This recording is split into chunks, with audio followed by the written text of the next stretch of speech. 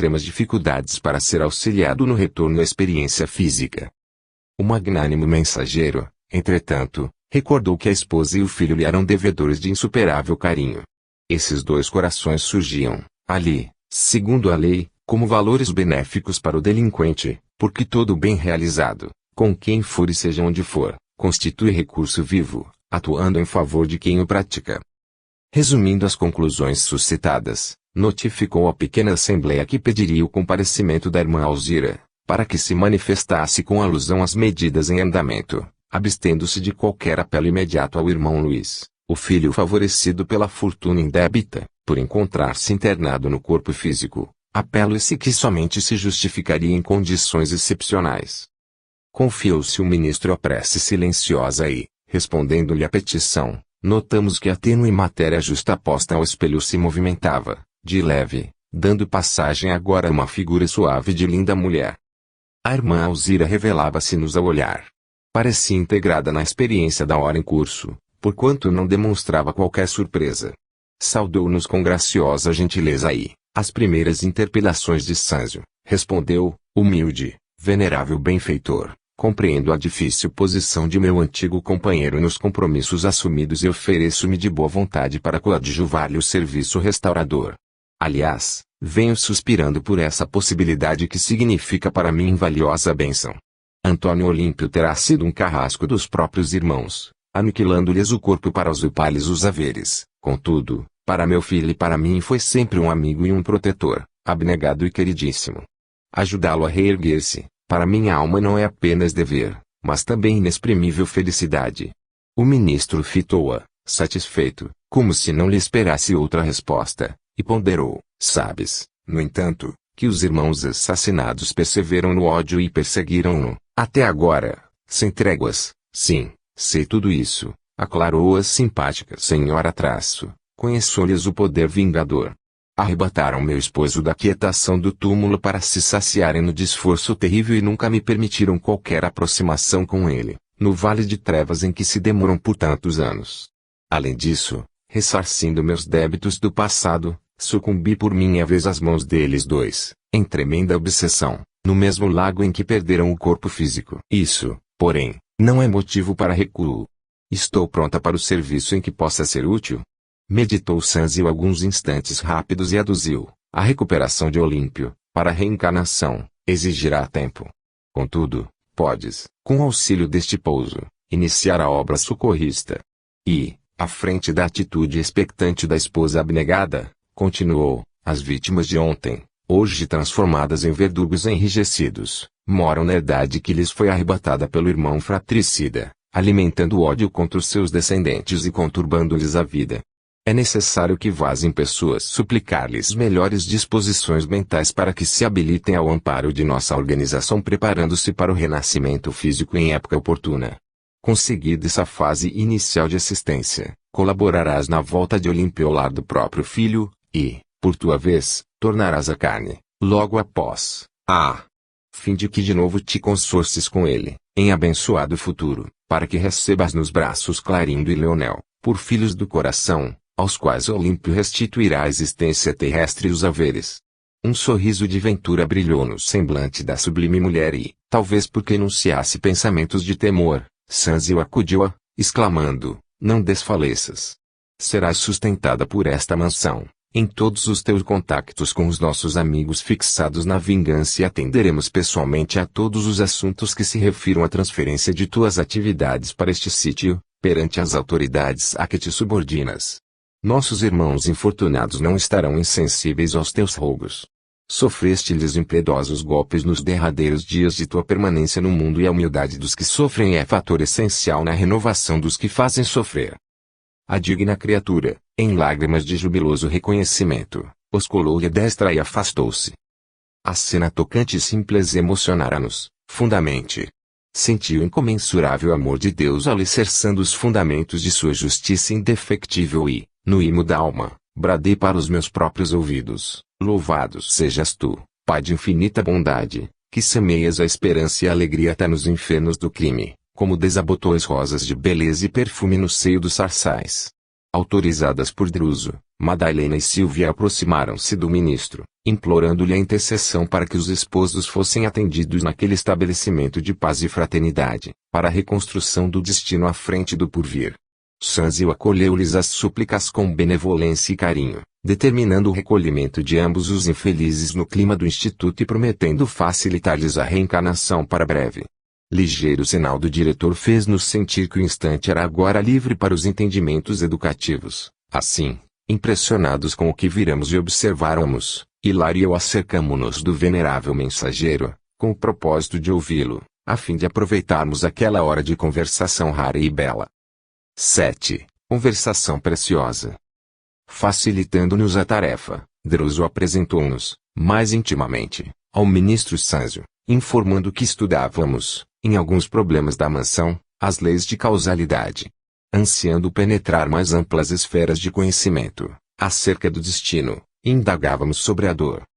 O grande mensageiro como que abdicou por momentos elevada posição hierárquica que lhe quadrava a personalidade distinta, e, tanto pelo olhar quanto pela inflexão da voz, parecia agora mais particularmente associado a nós, mostrando-se mais à vontade. A dor, sim, a dor, murmurou, compadecido, como se perscrutasse transcendente questão nos escaninhos da própria alma. E fitando-nos, a Hilário e a mim, com inesperada ternura acentuou, quase doce. Estudo-a, igualmente, filhos meus. Sou funcionário humilde dos abismos. Trago comigo a penúria e a desolação de muitos. Conheço irmãos nossos, portadores do estigma de padecimentos atrozes, que se encontram animalizados, há séculos, nos despenhadeiros infernais. Entretanto, cruzando as trevas densas, embora o enigma da dor me dilacere o coração, nunca surpreendi criatura alguma esquecida pela divina bondade. Registrando-lhe a palavra amorosa e sábia, inexprimível sentimento me invadiu a alma toda. Até ali, não obstante ligeiramente, convivera com numerosos instrutores. De muitos deles conseguia ensinamentos e observações magistrais, mas nenhum, até então, me trouxera ao espírito aquele amálgama de enlevo e carinho, admiração e respeito que me assomava ao sentimento. Enquanto Sanzio falava, generoso, cintilações roxo-prateadas nimbavam-lhe a cabeça, mas não era sua dignidade exterior que me fascinava. Era o caricioso magnetismo que ele sabia exteriorizar.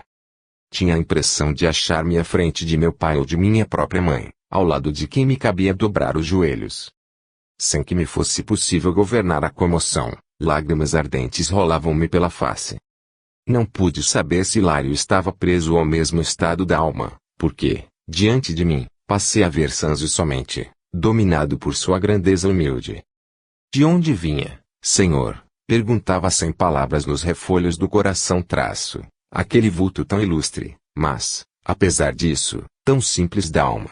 Onde conhecera eu aqueles olhos belos e límpidos? Em que lugar lhe recebera, um dia, o orvalho de amor divino, assim como o verme na caverna sente a bênção do calor do sol?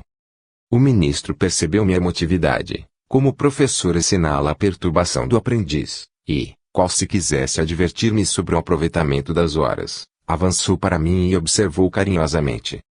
Pergunte, meu filho, sobre questões não pessoais, e responderei quanto puder. Percebi-lhe a nobre intenção e busquei dominar-me. Grande benfeitor, exclamei, comovido, buscando olvidar os meus próprios sentimentos poderemos ouvi-lo, de algum modo, acerca do karma. Sanzio retomou a posição que lhe era habitual, junto ao espelho cristalino, e obtemperou. Sim, o karma, expressão vulgarizada entre os hindus, que em sânscrito quer dizer ação, a rigor, designa causa e efeito, de vez que toda ação ou movimento deriva de causa ou impulsos anteriores. Para nós expressar a conta de cada um, englobando os créditos e os débitos que, em particular, nos digam respeito. Por isso mesmo, a conta dessa natureza, não apenas catalogando e definindo individualidades, mas também povos e raças, estados e instituições. O ministro fez uma pausa, como quem dava a perceber que o assunto era complexo, e continuou.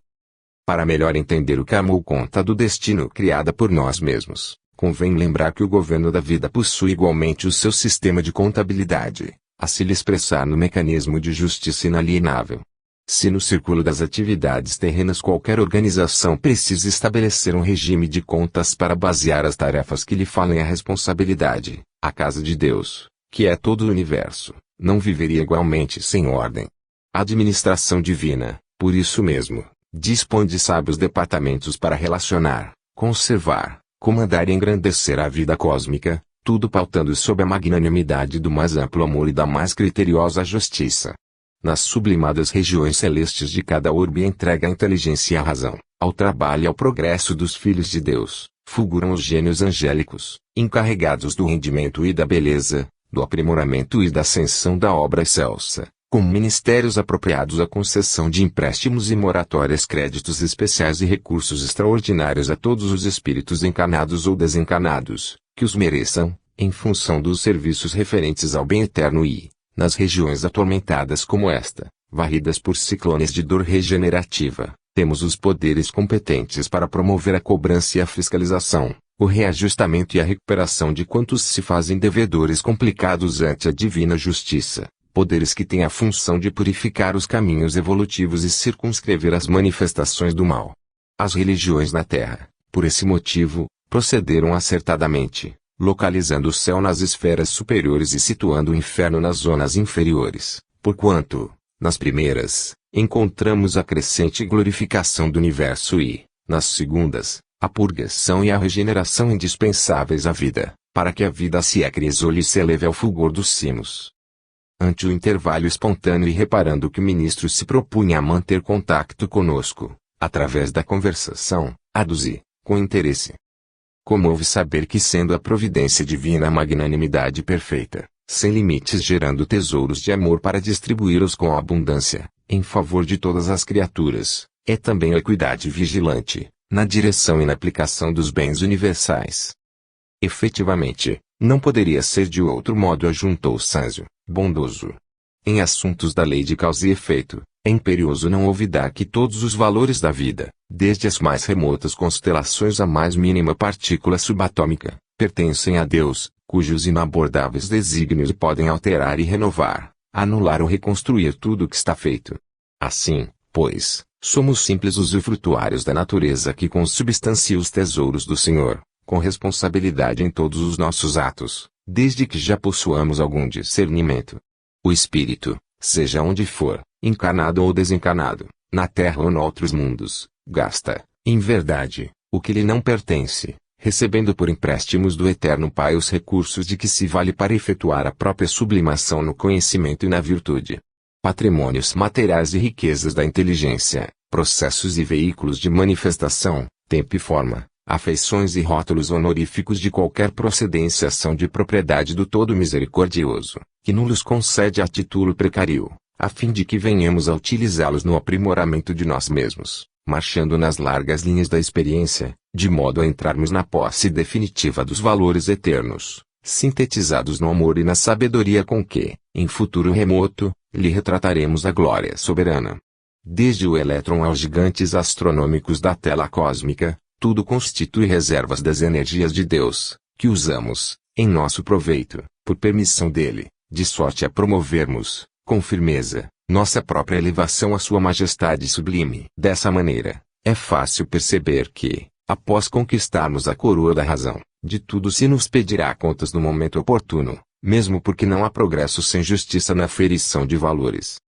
Lembrei-me instintivamente da nossa errada conceituação de vida na Terra, quando nos achamos sempre dispostos a senhorear indebitamente os recursos do estágio humano, em terras e casas, títulos e favores, prerrogativas e afetos, arrastando, por toda a parte, as algemas do mais gritante egoísmo.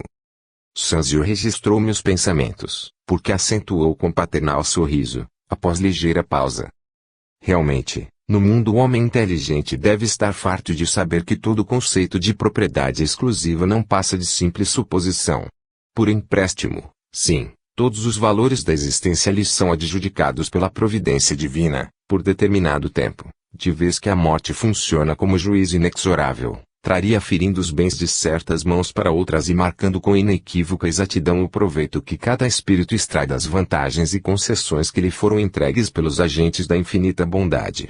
Aí, Vemos os princípios de causa e efeito, em toda a força de sua manifestação, porque, no uso ou no abuso das reservas da vida que representam a eterna propriedade de Deus, cada alma cria na própria consciência os créditos e os débitos que lhe atrairão inelutavelmente as alegrias e as dores, as facilidades e os obstáculos do caminho. Quanto mais amplitude em nossos conhecimentos, mais responsabilidade em nossas ações. Através de nossos pensamentos, palavras e atos, que nos fluem, invariáveis, do coração, gastamos e transformamos constantemente as energias do Senhor, em nossa viagem evolutiva, nos setores da experiência, e, do quilate de nossas intenções e aplicações, nos sentimentos e práticas da marcha, a vida organiza, em nós mesmos, a nossa conta agradável ou desagradável ante as leis do destino. Nesse ponto do valioso esclarecimento, Hilário inquiriu com humildade, amado instrutor, a face da gravidade de que a lição se reveste para nós, que devemos entender como sendo bem e mal. Sanzio fez um gesto de tolerância bondosa e replicou: evitemos o mergulho nos labirintos da filosofia, não obstante o respeito que a filosofia nos merece, porquanto não nos achamos num cenáculo simplesmente destinado à esgrima da palavra. Busquemos, antes de tudo, simplificar. É fácil conhecer o bem quando nosso coração se nutre de boa vontade à frente da lei.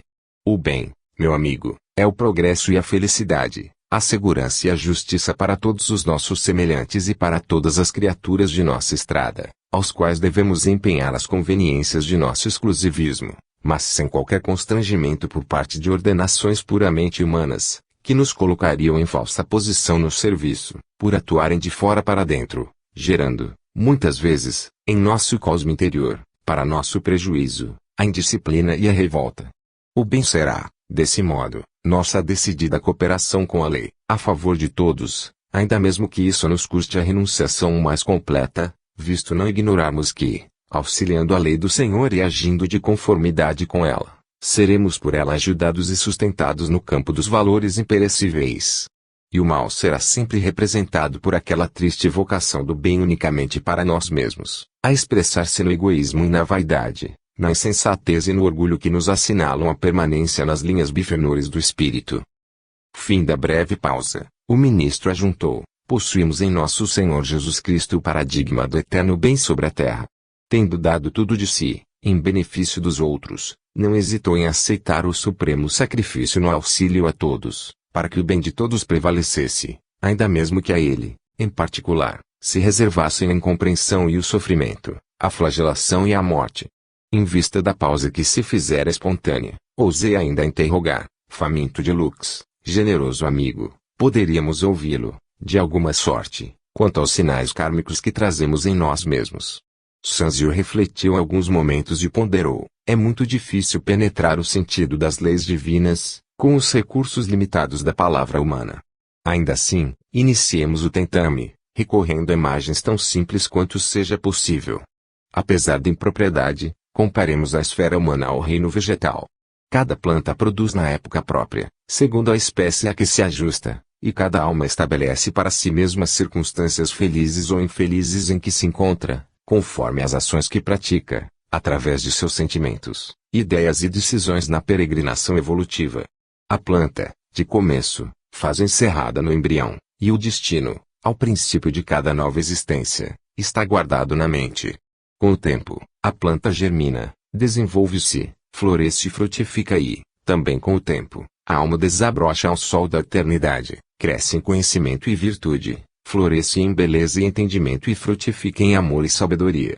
A planta, porém, é uma crisálida de consciência, que dorme largos milênios, rigidamente presa aos princípios da genética vulgar que lhe impõe os caracteres dos antepassados, e a alma humana é uma consciência formada, retratando-se as leis que governam a vida e, por isso, já dispõe, até certo ponto, de faculdades com que influir na genética, modificando-lhe a estrutura, porque a consciência responsável herda sempre de si mesma, ajustada às consciências que lhe são afins.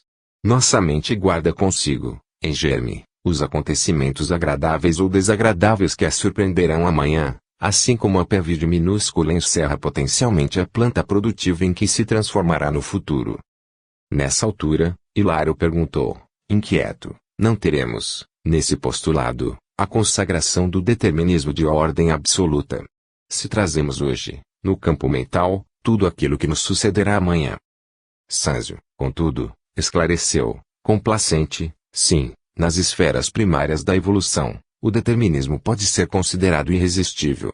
É o mineral obedecendo a leis invariáveis de coesão e o vegetal respondendo, fiel, aos princípios organogênicos, mas, na consciência humana, a razão e a vontade, o conhecimento e o discernimento entram em função nas forças do destino, conferindo ao espírito as responsabilidades naturais que deve possuir sobre si mesmo. Por isso, embora nos reconheçamos subordinados aos efeitos de nossas próprias ações, não podemos ignorar que o comportamento de cada um de nós, dentro desse determinismo relativo, decorrente de nossa própria conduta, pode significar liberação abreviada ou cativeiro maior, agravo ou melhoria em nossa condição de almas endívidas perante a lei. Mas, ainda mesmo nas piores posições expiatórias, em que lhe traço, goza a consciência dos direitos inerentes ao livre-arbítrio. Como não? Falou o ministro, generoso. Imaginemos um delinquente monstruoso, segregado na penitenciária. Acusado de vários crimes, permanece privado de toda e qualquer liberdade na enxovia comum. Ainda assim, na hipótese de aproveitar o tempo no cárcere, para servir espontaneamente à ordem e ao bem-estar das autoridades e dos companheiros, acatando com humildade e respeito as disposições da lei que o corrige, atitude essa que resulta de seu livre-arbítrio para ajudar ou desajudar a si mesmo. A breve tempo esse prisioneiro começa por atrair a simpatia daqueles que o cercam, avançando com segurança para a recuperação de si mesmo. O raciocínio era claro, mas não desejando perder o fio da lição simples e preciosa, indaguei. Venerável benfeitor, para nossa edificação, poderemos recolher mais amplas anotações sobre a melhor maneira de colaborar com a lei divina em nosso próprio favor? Dispomos de algum meio para escapar à justiça. Sanzio sorriu e observou. Da justiça ninguém fugirá, mesmo porque a nossa consciência, em acordando para a santidade da vida, aspira a resgatar dignamente todos os débitos de que se onerou perante a bondade de Deus. Entretanto, o amor infinito do Pai Celeste brilha em todos os processos de reajuste. Assim é que, se claudicamos nessa ou naquela experiência indispensável à conquista da luz que o Supremo Senhor nos reserva, é necessário nos adaptemos à justa recapitulação das experiências frustradas, utilizando os patrimônios do tempo.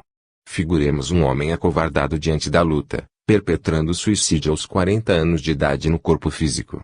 Esse homem penetra no mundo espiritual sofrendo as consequências imediatas do gesto infeliz, gastando tempo mais ou menos longo, segundo as atenuantes e agravantes de sua deserção, para recompor as células do veículo perispirítico, e, logo que oportuno, quando torna a merecer o prêmio de um corpo carnal na esfera humana, dentre as provas que repetira, naturalmente se inclui a extrema tentação ao suicídio na idade precisa em que abandonou a posição de trabalho que lhe cabia, porque as imagens destrutivas, que arquivou em sua mente, se desdobrarão, diante dele, através do fenômeno a que podemos chamar circunstâncias reflexas, dando aso a recônditos desequilíbrios emocionais que o situarão, logicamente, em contacto com as forças desequilibradas que se lhe ajustam ao temporário modo de ser. Se esse homem não houver amealhado recursos educativos e renovadores em si mesmo, pela prática da fraternidade e do estudo, de modo a superar a crise inevitável, muito dificilmente escapará ao suicídio, de novo, porque as tentações, não obstante reforçadas por fora de nós, começam em nós e alimentam-se de nós mesmos. O esclarecimento era valioso e, por essa razão, interroguei com a curiosidade respeitosa do aluno interessado em aprender. E como pode a criatura habilitar-se devidamente para resgatar o preço da sua libertação? Sanzio não se deu por surpreendido e replicou, de pronto, como qualquer devedor que, de fato, se empenhe na solução dos seus compromissos. De certo que o homem, sumamente endividado, precisa aceitar restrições no seu conforto para sanar seus débitos com as suas próprias economias. Em razão disso, não pode viver à farta, mas sim com abstinência e suor, de modo a liberar-se tal depressa quanto possível. O grande orientador fez uma pausa de momento, como para refletir, e continuou, voltemos ao símbolo da planta. Imaginemos que uma semente de laranjeira caiu em terreno pobre e seco. Segundo as leis que regem as atividades agrícolas, germinará ela sob constringentes obstáculos, transformando-se num arbusto mirrado, com lamentável produção no tempo devido. Mas, se o lavrador lhe acode às necessidades e exigências, desde o início da luta, oferecendo-lhe adubo, água e defesa, tanto quanto ajudando-a com a poda salutar no momento oportuno, a laranjeira atenderá, brilhantemente, ao próprio destino. Semelhantes cuidados, no entanto, devem ser postos em ação, na hora justa, isto é, quando na terra a alma, e tanto quanto possível deve começar essa restauração nos melhores tempos da jornada física. Hilário, que acompanhava a exposição, fascinado quanto eu mesmo pela lógica daquelas palavras sábias e simples, interrogou, e quando a criatura não pode contar, na infância ou na mocidade, com preceptores afeiçoados ao bem, capazes de funcionar como lavradores diligentes, junto daqueles que recomeçam a luta humana? Sem dúvida, ponderou o ministro, a meninice e a juventude são as épocas mais adequadas à construção da fortaleza moral com que a alma encarnada deve tecer gradativamente a coroa da vitória que lhe cabe atingir. Entretanto, é imperioso entender que, no espírito consciente, a vontade simboliza o lavrador a que nos reportamos, e o adubo, a irrigação e a poda constituem um serviço incessante a que deve consagrar-se nossa vontade, na recomposição de nossos próprios destinos. Em vista disso, todo minuto da vida é importante para renovar e redimir, aprimorar e purificar. Compreendamos que a tempestade, como símbolo de crise, surgirá para todos, em determinado momento. Contudo, quem puder dispor de abrigo certo, superar-lhe-á os perigos com desassombro e valor. A explicação alcançava-nos a mente, qual réstia de sol penetrando um cubículo escuro. Meu colega, no entanto, voltou a considerar, ação por ação, temos igualmente muito trabalho, depois da morte do corpo denso. Assim como perpetramos faltas na carne para sofrer muitas vezes, as consequências aqui, é natural que por nossas ações deploráveis, aqui, venhamos a padecer na carne? Perfeitamente, confirmou Sâncio, bondoso traço, nossas manifestações contrárias à lei divina, que é, invariavelmente, o bem de todos, são corrigidas em qualquer parte. Há, por isso, expiações no céu e na terra. Muitos desencarnados que se enleiam em desregramentos passionais até as raias do crime mormente nos processos de obsessão, não obstante advertidos pela própria consciência e pelos avisos respeitáveis de instrutores benevolentes, criam para si mesmos pesadas e aflitivas contas com a vida, cujo resgate lhes reclama luta e sacrifício em tempo longo. Aliás, com alusão ao assunto, é justo lembrar que o nosso esforço de auto-reajustamento na vida espiritual, antes da reencarnação, na maioria das circunstâncias ameniza-nos a posição, garantindo-nos uma infância e uma juventude repletas de esperança e tranquilidade, para as recapitulações a se efetuarem na madureza, exceção feita, naturalmente, aos problemas de dura e imediata expiação, nos quais a alma é compelida a tolerar rijos padecimentos, muitas vezes desde o ventre materno, tanto quanto os desenganos e os achaques, as humilhações e as dores da velhice ou da longa enfermidade, antes do túmulo. Essas dores, angústias e sofrimentos vários nos suavizam a ficha de espíritos devedores, permitindo-nos abençoada trégua nos primeiros tempos da esfera espiritual, logo após a peregrinação pelo campo físico. A maioria das pessoas encarnadas no mundo, ao atingirem a idade provecta, habitualmente se confiam, nas últimas fases da existência, à ponderação e à meditação, à serenidade e à doçura. As mentes infantis, ainda mesmo na senectude das forças genuinamente materiais, continuam levianas e irresponsáveis, mas os corações amadurecidos no conhecimento se valem, por intuição natural, da velhice ou da dor para raciocinar com mais segurança, seja consagrando-se à fé nos templos religiosos, com que asseguram a si próprios mais amplo equilíbrio íntimo, seja devotando-se à caridade, com que esbatem na memória as recordações menos desejáveis, preparando, assim, com louvável acerto e admirável sabedoria, a irrevogável passagem para a vida maior. Concluí, pelo olhar de Druso, que a nossa entrevista estava prestes a encerrar-se. E, por isso, aventurei ainda uma indagação. Ministro amigo, compreendendo que há dívidas que, por sua natureza e extensão, exigem de nós várias existências ou romagens na carne terrestre para o respectivo resgate, como apreciá-las do ponto de vista da memória. Sinto, por exemplo, que tenho na retaguarda imensos débitos para ressarcir, dos quais não me lembro agora. Sim, explicou ele, a questão é de tempo. À medida que nos demoramos aqui na organização perispirítica, no fiel cumprimento de nossas obrigações para com a lei, mas se nos dilata o poder mnemônico. Avançando em lucidez, abarcamos mais amplos domínios da memória. Assim é que, depois de largos anos em serviço nas zonas espirituais da Terra, entramos espontaneamente na faixa de recordações menos felizes, identificando novas extensões de nosso karma de nossa conta e, embora sejamos reconhecidos a benevolência dos instrutores e amigos que nos perdoam o passado menos digno, jamais condescendamos com as nossas próprias fraquezas e, por isso, vemo-nos impelidos a solicitar das autoridades superiores novas reencarnações difíceis e proveitosas, que nos reeduquem ou nos aproximem da redenção necessária. Compreenderam? Sim, havíamos entendido. Sanzio fitou o diretor da casa, como a dizer-lhe que o horário se esgotara, e Druso lembrou, com gentilezas, que não devíamos reter o instrutor atencioso e complacente. Agradecemos com humildade as lições recebidas, enquanto o ministro voltava à câmara brilhante, onde a neblina móvel passou, de novo, a adensar-se, apagando-lhe a figura venerável aos nossos olhos. Em breves minutos, o ambiente retomou os característicos que lhe eram habituais e a palavra comovedora de Druso, em prece, encerrou a inovidável reunião. 8. Preparativos para o retorno. O estudo na mansão era fascinante, mas reclamava tempo. No entanto, a oportunidade que nos fora oferecida era das mais valiosas. Hilário e eu solicitamos o assentimento das autoridades a que devíamos consideração e efetuamos proveitosa entrosagem de serviços, permanecendo sediados no Instituto por alguns meses, de maneira a recolher ensinamentos e fixar observações. Foi assim que nos dispusemos a partilhar com Silas o trabalho atinente ao processo Antônio Olímpio, a cuja fase inicial assistíramos com fervoroso interesse. Após 6 dias sobre a reunião em que ouvimos a palavra de Sanzio, o grande ministro, a irmã Alzira veio ao estabelecimento, em obediência ao programa que Druso passou a traçar para as tarefas que lhe diriam respeito. Designado pelo diretor da casa, Silas recebeu em nossa companhia, alegando que, juntos, atenderíamos ao problema, agindo em cooperação. A nobre criatura, depois das saudações usuais, esclareceu-nos que, amparada por amigos de certa colônia socorrista, fazia o possível por ajudar ao filho que deixara na terra. Luiz, cujo espírito se afinava com os antigos sentimentos paternos, apegando-se aos lucros materiais exagerados, informou-nos a interlocutora sofria tremenda obsessão no próprio lar.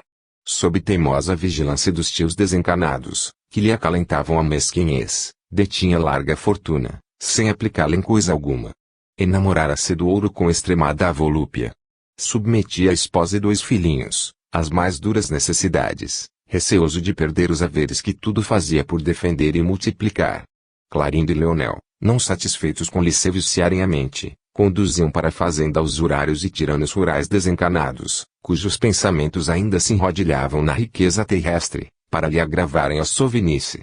Luiz, desse modo, respirava num mundo de imagens estranhas, em que o dinheiro se erigia em tema constante. Perdera, por isso, o contacto com a dignidade social. Tornara-se inimigo da educação e acreditava tão somente no poder do cofre recheado para solucionar as dificuldades da vida. Adquirira o doente o temor de todas as situações em que pudessem surgir despesas inesperadas. Possuía grandes somas em estabelecimentos bancários que a própria companheira desconhecia, tanto quanto mantinha em custódia no lar enormes bens. Fugia deliberadamente à convivência afetiva, relaxar a própria apresentação individual e encravara-se em deplorável misantropia, obcecado pelo pesadelo do ouro que lhe consumia a existência. Em seguida, a distinta senhora, buscando orientar as nossas futuras atividades, participou-nos que o afogamento dos cunhados se verificara em seus tempos de recém-casada, quando o filhinho mal ensaiava os primeiros passos, e que, após 6 anos sobre a dolorosa ocorrência, encontrara, ela também, a desencarnação no lago terrível. Antônio Olímpio lhe sobrevivera, na esfera carnal, quase 3 lustros e, por 20 anos, precisamente, padecia nas trevas. Luiz, dessa forma, alcançava a madureza plena, tendo atravessado os 40 anos de experiência física. Ante a palavra do assistente, que indagou quanto aos seus tentames de socorro ao marido desencarnado, Alzira declarou que isso lhe fora realmente impossível, porque as vítimas se haviam transformado em carcereiros ferozes do infeliz delinquente, e como, até então, Não conseguira escudar-se em qualquer equipe de trabalho assistencial, não lhe permitiam os verdugos qualquer aproximação. Ainda assim, em ocasiões fortuitas, dispensava ao filho, à nora e aos 2 netos algum amparo, o que se lhe fazia extremamente difícil, de vez que os obsessores velavam, irredutíveis, guerreando-lhe as influências. À vista da pausa espontânea que se fizera em nosso entendimento, num testemunho de comovedora humildade consultou a Silas se a mansão poderia facultar-lhe uma visita ao esposo, antes da viagem à procura do filho, segundo as tarefas programadas. O assistente aqueceu, com o maior carinho, e guiamo-la, nós 3, até o compartimento em que Antônio Olímpio repousava. Avizinhando-se-lhe do leito, e ao vê-lo ainda prostrado e inconsciente, notei que o semblante da nobre senhora acusava visível alteração. As lágrimas borbulhavam-lhe, incoercíveis, dos olhos, agora conturbados por imensa dor. Afagou-lhe a cabeça, em que os traços fisionômicos, a meu ver, se reajustavam, pouco a pouco, e chamou pelo nome várias vezes. O enfermo abriu os olhos, pousando-os sobre nós sem qualquer expressão de lucidez, pronunciando monossílabos desconexos. Registrando-lhe a ruína mental, a notável mulher pediu a Silas permissão para orar, em nossa companhia, junto do esposo, o que lhe foi concedido prazerosamente. Diante da nossa surpresa, Alzira ajoelhou-se à cabeceira, conchegou-lhe o busto de encontro ao colo, à maneira de abnegada mãe procurando conservar entre os braços um filhinho doente, e, levantando os olhos lacrimosos para o alto, clamou, humilde, segundo a sua fé: Mãe Santíssima, anjo tutelar dos náufragos da terra, compadece-te de nós estendendo-nos tuas mãos doces e puras.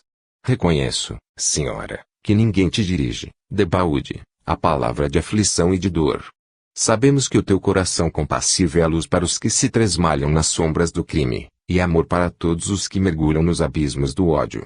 Perdoaste aos que te aniquilaram o Filho Divino nos tormentos da cruz e, além da paciência com que lhes suportaste os insultos, vieste ainda do céu, ofertando-lhes braços protetores.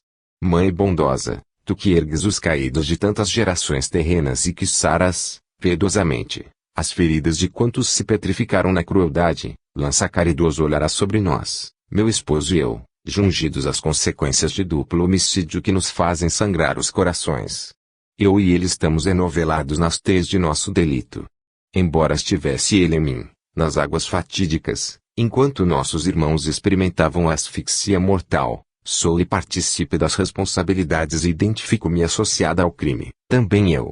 Meu esposo, Mãe do céu, devia ter o coração envolvido em pesada nuvem, quando se desvairou na estranha deliberação que nos chagou as consciências. Para os outros poderá ele ser tido como um impenitente que se apropriou de recursos alheios, infligindo a morte aos próprios irmãos, menos para meu filho e para mim, que lhe recebemos os maiores testemunhos de amor. Para outros, será réu, diante da lei. Para nós, porém, é o companheiro e o amigo fiel. Para os outros, parecerá um egoísta sem direito à remissão, mas, para nós, é o benfeitor que nos assistiu na terra, com imensurável ternura. Como não ser egoísta e criminosa também eu, mãe querida, se lhe usufrui os bens e me alimentei do carinho de seu coração? Como não ser igualmente responsável na culpa, se toda a culpa dele se prendia ao propósito, embora louco, de assegurar-me superioridade em minha condição de mulher e de mãe? Advoga-nos a causa, mediadora celeste. Faze-nos voltar, juntos, à carne em que delinquimos, para que possamos expiar nossos erros. Concede-me a graça de segui-lo, como servidora contente e agradecida, religada a quem devo tanta felicidade.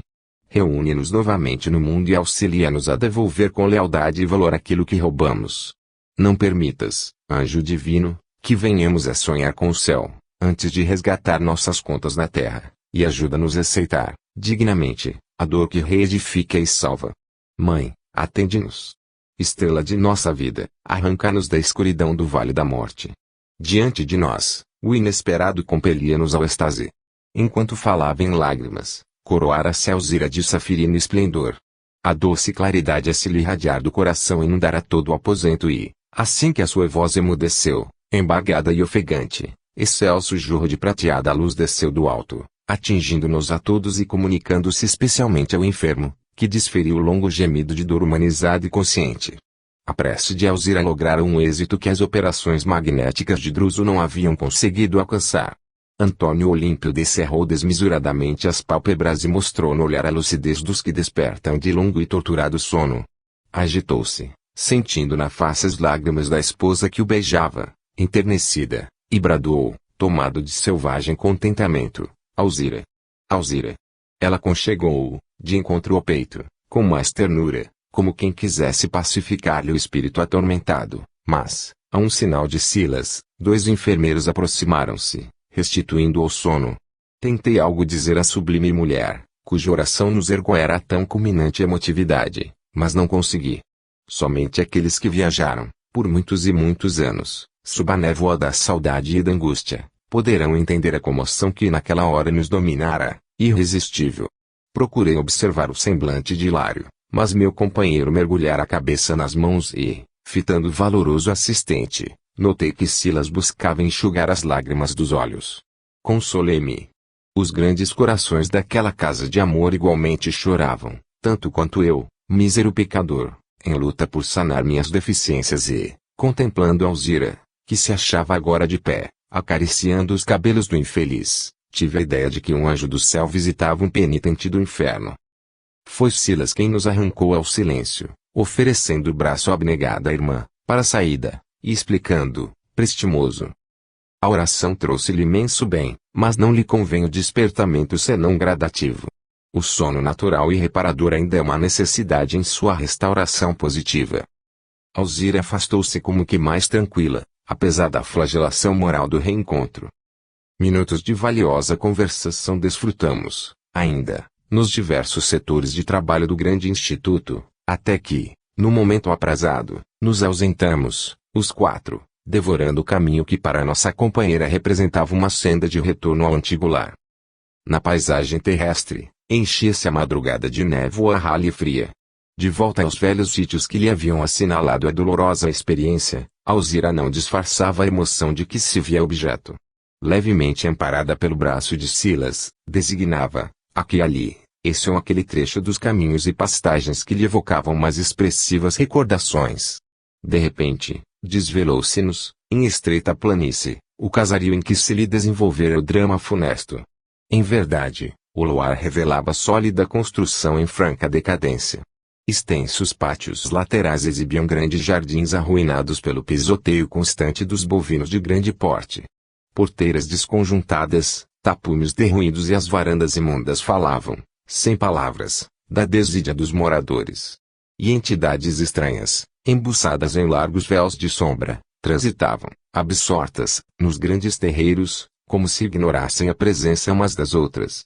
Com o visível receio de se fazer ouvida, a esposa de Olímpio notificou-nos, em surdina, são onzenários desencanados, trazidos subrepticiamente até aqui por Leonel e Clarindo, de modo a fortalecerem a usura no espírito de meu filho.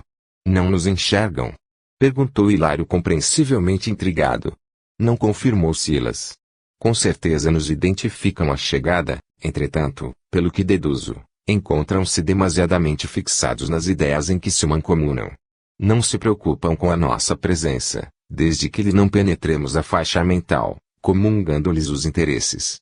Isso quer dizer, comentei, que se algo lhes falássemos acerca da fortuna terrena, e citando-lhes o gosto da posse humana, indiscutivelmente nos dispensariam a melhor atenção. Exatamente. E por que não o fazer? Inquiriu meu companheiro, curioso. Não nos seria lícito desperdiçar tempo, respondeu-nos o amigo Traço, mesmo porque o trabalho que nos compete espera por nós a reduzidos passos, e ignoramos, até agora, como se nos desdobrarão as tarefas. Com efeito, entramos e o movimento no interior doméstico era de pasmar. Desencanados de horripilante aspecto iam e vinham, através dos corredores extensos, conversando, alocados, como se estivessem falando para dentro de si próprios. Tentei algo registrado que me era dado ouvir e o ouro constituía assunto fundamental de todos os solilóquios a se entrechocarem sem nexo. Qual se percebesse, com mais funda acuidade, as tramas do ambiente, Silas estacou de chofre e, deixando-nos os 3 em recuado ângulo de velha sala, ausentou-se, recomendando-nos aguardar-lhe o retorno, cautelosamente. Pretendia estudar, com antecipação, nosso quadro de serviço. Decorridos alguns minutos, voltou a buscar-nos. Conduziu a irmã Alzira para o aposento em que Adélia, a dona da casa, repousava junto dos filhinhos, explicando que não era conveniente que Alzira se encontrasse logo com os irmãos transformados em verdugos, e ali a deixamos sob a custódia de Hilário que, evidentemente, a contragosto se deixou ficar distanciado de nós, atendendo aos imperativos de vigilância. A sós comigo, o assistente esclareceu que, para efetuar o socorro com o proveito desejável, precisaríamos, antes de tudo, saber ouvir e que, em razão disso, procurasse de minha parte não lhe estorvar as atividades, na hipótese de me sentir assaltado por qualquer estranheza, diante das atitudes que ele fosse obrigado a assumir. Compreendi quanto queria Silas dizer e dispus-me a observar, aprender e contribuir, sem alarde. Penetramos estreito compartimento, onde alguém contemplava grandes maços de papel moeda, acariciando-os com um sorriso malicioso. No intuito de trazer-me bem informado, o assistente segredou-me ao ouvido: este é Luís, que, desligado do corpo pela influência do sono, vem afagar o dinheiro que lhe nutre as paixões. Tínhamos pela frente um homem maduro, mas de fisionomia ainda moça, relaxado nas maneiras, cujos olhos parados sobre as cédulas ensinavam-lhe a esquisita expressão de cobiça vitoriosa. Relanceou apressadamente o olhar em volta, com a indiferença de quem não nos conseguia ver, e, tão logo após um minuto de observação nossa, qual se estiver ali vigiado por cérberos invisíveis, dois homens desencanados, de presença desagradável, penetraram no pequeno recinto e, dirigindo-se desabridamente para nós, um deles interrogou: quem são? Quem são vocês? Somos amigos, replicou Silas, maquinalmente. Bem, aventou o outro traço, nesta casa ingressam somente aqueles que saibam valorizar o dinheiro.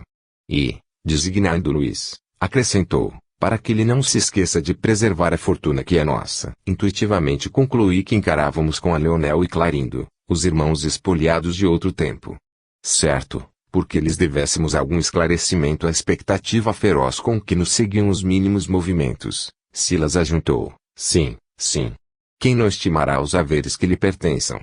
Muito bem, responderam, satisfeitos, ambos os perseguidores, esfregando as mãos, na alegria de quem supostamente encontrava mais combustível para a fogueira de vingança a que se entregavam com desvario espantoso. E, adquirindo imediata confiança em nós, ante as palavras com que o assistente lhe sossegara a inquietação, Clarindo, o mais brutalizado dos dois, passou a dizer: fomos vítimas de terrível traição e perdemos o corpo aos golpes de um irmão infeliz que nos pilhou os bens, e aqui estamos para o desforço justo. Gargalhou de estranha maneira e acentuou: o maldito, porém, acreditou que a morte lhe apagaria o crime que nós, os desventurados que lhe sucumbimos às mãos, estaríamos reduzidos a pó e cinza. Apossou-se-nos dos haveres, depois de promover um acidente espetacular, no qual fomos por ele assassinados sem compaixão. De que lhe valeu, no entanto, gozar à nossa custa, se a morte não existe, se os delinquentes, no corpo ou fora dele, estão algemados às consequências das suas ações. O bandido sofrerá os resultados da infâmia contra nós e aqui respira o filho dele, cujos menores movimentos governaremos, até que nos restitua a fortuna de que somos legítimos senhores. Por tempo relativamente longo, ambos despenderam largo repertório de lamentações, reforçando as cores do sinistro painel mental a que se acomodavam. E, talvez cansados de martelar nas mesmas alegações, sem qualquer resposta de nossa parte, confiaram-se à pausa mais dilatada, que Clarindo rompeu, dirigindo-se ao assistente em tom amargo: não admitem vocês que temos razão? Sim, aprovou Silas, enigmático traço, todos temos razão. Entretanto, atalhou Leonel, algo cínico quererá, porventura, interferir em nossos propósitos. Nada disso, concertou meu amigo com inflexão jovial. Desejo simplesmente lembrar que por dinheiro já lutei excessivamente, crendo que o direito prevalecia de meu lado. Certo, porque a observação algo dúbia chocava aos interlocutores, o chefe de nossa expedição valeu-se da expectativa natural e perguntou: amigos, vemos que esta casa permanece largamente povoada de irmãos nossos ensandecidos. Serão todos eles credores desta família infortunada? O olhar inteligente que o companheiro me endereçou deu-me a perceber que o inquérito afetuoso guardava o objetivo de entreter a confiança dos vingadores intrigados. Leonel, que me parecia o cérebro da empresa delituosa, foi presto na resposta. É que, até agora, falou, impassível traço, precisávamos dividir o tempo entre pai e filho, e, por isso, localizamos aqui, temporariamente, os cenários enlouquecidos que, fora do campo carnal, apenas mentalizam o ouro e os bens a que se afeiçoaram no mundo, de modo a nos favorecerem a tarefa. Acompanhando Sovina que nos obedece ao comando, constrangendo a viver, tanto quanto possível, com a imaginação aprisionada ao dinheiro que ele ama com tresloucada paixão.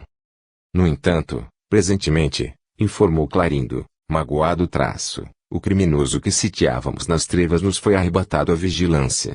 Disporemos de mais tempo para acelerar a nossa desforra. Pagará o filho dobrado preço, já que o assassino foi ocultado aos nossos olhos. Longe de qualquer precipitação na defesa da verdade e do bem, o assistente falou, calmo, o esclarecimento nos faz crer que este homem de Design Luiz, que prosseguia fascinado pelos maços de cédulas da gaveta abarrotada traço, além do apego enfermiço à precária riqueza humana, ainda sofre a pressão de outras mentes, alucinadas quanto a dele, nos enganos da posse material. Neste caso, o doente o desejo de que se sente objeto é naturalmente elevado à tensão máxima. Leonel, percebendo que Silas penetrava o âmago do problema com surpreendente facilidade, explicou, entusiasmado. Sim, aprendemos nas escolas de vingadores que todos possuímos, além dos desejos imediatistas comuns, em qualquer fase da vida, um desejo central ou tema básico dos interesses mais íntimos. Por isso, além dos pensamentos vulgares que nos aprisionam à experiência rotineira, emitimos com mais frequência os pensamentos que nascem do desejo central que nos caracteriza, pensamentos esses que passam a constituir o reflexo dominante de nossa personalidade. Desse modo, é fácil conhecer a natureza de qualquer pessoa, em qualquer plano, através das ocupações e posições em que prefira viver. Assim é que a crueldade é o reflexo do criminoso, a cobiça é o reflexo do usurário, a maledicência é o reflexo do caluniador, o escárnio é o reflexo do ironista e a irritação é o reflexo do desequilibrado, tanto quanto a elevação moral é o reflexo do santo. Conhecido o reflexo da criatura que nos propomos retificar ou punir é, assim, muito fácil superalimentá-la com excitações constantes, robustecendo-lhe os impulsos e os quadros já existentes da imaginação e criando outros que se lhes superponham, nutrindo-lhe, dessa forma, a fixação mental. Com esse objetivo, basta alguma diligência para situar, no convívio da criatura malfazeja que precisamos corrigir, entidades outras que se lhe adaptem ao modo de sentir e de ser, quando não possamos por nós mesmos, à falta de tempo, criar as telas que desejemos, com vistas aos fins visados, por intermédio da determinação hipnótica. Através de semelhantes processos, criamos e mantemos facilmente o delírio psíquico ou a obsessão, que não passa de um estado anormal da mente, subjugada pelo excesso de suas próprias criações a pressionarem o campo sensorial, infinitamente acrescidas de influência direta ou indireta de outras mentes desencanadas ou não, atraídas por seu próprio reflexo. E, sorrindo, o inteligente perseguidor disse, sarcástico, cada um é tentado exteriormente pela tentação que alimenta em si próprio. De mim mesmo, achava-me perplexo. Nunca ouvira um verdugo, aparentemente vulgar, com tanto conhecimento e consciência de seu papel. Figurava-se-me assistir um curso rápido de sadismo mental, extravagante e frio. Silas, mais treinado que eu, no trato com os amigos daquela condição, não exteriorizou qualquer sentimento de pesar ou de assombro, na fisionomia serena. Entremostrando, porém, grande interesse em torno da preleção, considerou. Indiscutivelmente, a exposição é perfeita. Cada qual de nós vive e respira nos reflexos mentais de si mesmo, angariando as influências felizes ou infelizes que nos mantêm na situação que buscamos. Os céus ou as esferas superiores são constituídos pelos reflexos dos espíritos santificados e o inferno é o reflexo de nós mesmos, completou Leonel com uma gargalhada. Creio que, em me assinalando o interesse no aprendizado em curso, o assistente pediu ao irmão de Clarindo alguma demonstração prática do que afirmara teoricamente para nosso estudo, ao que ele assentiu com prazer, informando. O avarento sob nossa vista aguarda o propósito de comprar ou extorquir determinada gleba vizinha, a qualquer preço, mesmo em se tratando de transação criminosa, para valorizar as aguadas da propriedade que nos pertence. Tratando-se de assunto no tema essencial da existência dele, que é a cobiça, facilmente recolherá as imagens que eu lhe deseje transmitir, utilizando-me da própria onda mental em que as suas ideias habitualmente se exprimem. E, passando das palavras para a ação, colocou a destra sobre a fronte de Luiz, mantendo-se na profunda atenção do hipnotizador governando a presa. Vimos o pobre amigo, desligado do corpo físico, arregalar os olhos com a volúpia do faminto que contempla um prato saboroso, à distância, e exibir uma carantonha de maldade satisfeita, falando a sós. Agora, as terras serão minhas. Muito minhas. Ninguém concorrerá com meus preços. Ninguém. Logo após, afastou-se, lépido, com a expressão indefinível de um louco. Acompanhamo-lo até a saída e, da extensa varanda, podíamos vê-lo, avançando, à pressa, desaparecendo, por fim, no grande maciço de arvoredo próximo, na direção de fazendola fronteiriça. Viram? Exclamou Leonel, contente traço. Transmiti-lhe ao campo mental um quadro fantástico, através do qual as terras do vizinho estariam em leilão, caindo-lhe, enfim, nas unhas. Bastou que eu mentalizasse uma tela nesse sentido, arquitetando o sítio à venda, para que ele a tomasse por realidade discutível, porquanto, em se tratando de nosso reflexo fundamental, somos induzidos a crer naquilo que desejamos aconteça. Tão logo termine o fluxo controlado de minha influenciação hipnótica, retomará o corpo carnal, lambendo os beiços, na certeza de haver sonhado com a falência da granja sobre a qual pretende um título de posse. Silas, como manifesta a intenção, ajuntou, sereno. Ah! Sim. Estamos diante de um processo de transmissão de imagens, até certo ponto análogo aos princípios dominantes na televisão, no reino da eletrônica, atualmente em voga no plano terrestre. Sabemos que cada um de nós é um fulcro gerador de vida, com qualidades específicas de emissão e recepção. O campo mental do hipnotizador, que cria no mundo da própria imaginação as formas pensamentos que deseja exteriorizar, é algo semelhante à câmara de imagem do transmissor comum, tanto quanto esse dispositivo é idêntico, em seus valores, à câmara escura da máquina fotográfica. Plasmando a imagem da qual se propõe extrair o melhor efeito, arroja-a sobre o campo mental do hipnotizado que, então, procede à guisa do mosaico em televisão ou à maneira da película sensível do serviço fotográfico. Não ignoramos que na transmissão de imagens, à distância, o mosaico, recolhendo os quadros que a câmera está explorando, age como um espelho sensibilizado, convertendo os traços luminosos em impulsos elétricos e arremessando-os sobre o aparelho de recepção que os recebe, através de antenas especiais, reconstituindo com eles as imagens pelos chamados sinais de vídeo, e recompondo, dessa forma, as cenas televisadas na face do receptor comum. No problema em estudo, você, Leonel, criou os quadros que se propôs transmitir ao pensamento de Luiz, e, usando as forças positivas da vontade, coloriu-os com os seus recursos de concentração na sua própria mente, que funcionou como câmara de imagem. Aproveitando a energia mental, muito mais poderosa que a força eletrônica, projetou-os, como legítimo hipnotizador, sobre o campo mental de Luiz, que funcionou qual mosaico, transformando as impressões recebidas em impulsos magnéticos, a reconstituírem as formas pensamentos plasmadas por você nos centros cerebrais, por intermédio dos nervos que desempenham o papel de antenas específicas, a lhes fixarem as particularidades na esfera dos sentidos, num perfeito jogo alucinatório, em que o som e a imagem se entrosam harmoniosamente, como acontece na televisão, em que a imagem e o som se associam com apoio eficiente de aparelhos conjugados, apresentando no receptor uma sequência de quadros que poderíamos considerar como sendo miragens técnicas. Os Vingadores, tanto quanto eu mesmo, registraram o esclarecimento, sumamente surpreendidos. O assistente, psicólogo, valera-se de argumentação à altura da que assinaláramos na boca de Leonel, certamente para cientificá-la de que ele também, Silas, conhecia os processos da obsessão em suas minudências. Leonel, admirado, abraçou e exclamou: companheiro, de que escola procede você? Sua inteligência interessa-nos. O chefe de nossa expedição pronunciou alguns monossílabos e chamou-me à retirada, pretextando o serviço a fazer. Os irmãos, avezados à rebeldia, permutaram estranho olhar, como a dizerem entre si que pertencíamos a algum núcleo infernal distante e que lhes não convinha molestar-nos. Insistiram, porém, conosco a que retornássemos no dia seguinte para troca de ideias, ao que Silas aniu com evidente satisfação.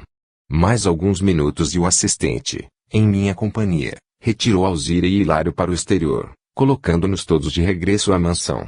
O prestimoso servidor do bem, na viagem de volta, mantinha-se silencioso, pensando. Contudo, diante de minha perplexidade, aclarou, fraterno: não, André. Ainda cedo para apresentar Alzira aos infortunados verdugos. Pela conversação de Leonel, percebi que cruzamos o caminho de duas vigorosas inteligências.